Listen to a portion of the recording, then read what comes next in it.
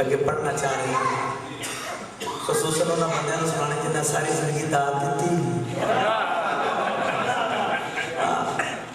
तब से बैठका डेरे मुफ्त सोना है मुफ्त ना सलवार ना एक सलवार पढ़ो के बाद सारी तशरीफ ले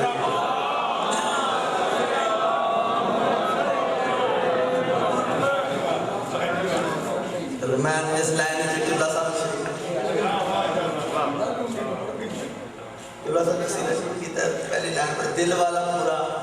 अरमान होना चाहिए वो अरमान केड़ा है दिल वाला पूरा अरमान होना चाहिए दिल वाला पूरा अरमान होना चाहिए दिल वाला पूरा अरमान होना चाहिए दिल वाला होना चाहिए काबे उते गाजी दा निशान होना चाहिए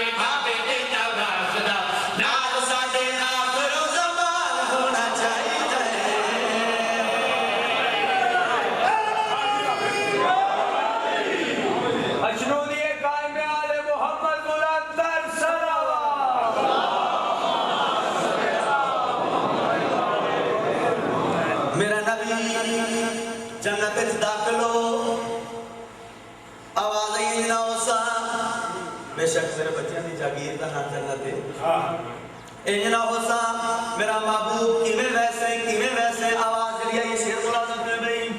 हशर दे विच सारे लोगां नू बिठान लई मेरे लाया दी मैनू जन्नत च जान लई हशर दे विच सारे लोगां नू बिठान लई मेरे लाया दी मैनू जन्नत च जान लई मेरे पीछे मेरा खानदान होना चाहिए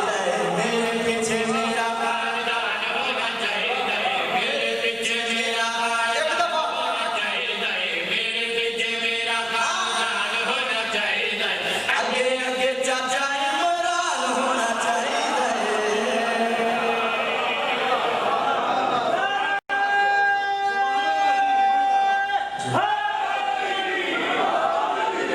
बहुत बड़ा शेर जनाब नजर करना चाहना दुआया शेर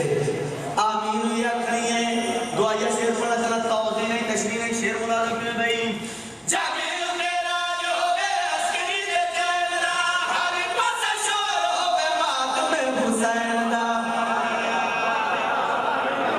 दुआया शेर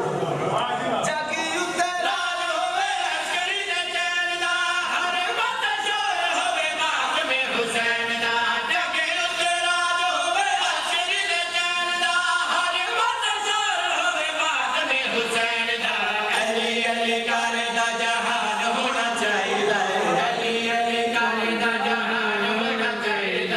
अली अली करदा जहान होना चाहिए अली करदा जहान होना चाहिए फिदा कहंदे चोरां दा चलान होना चाहिए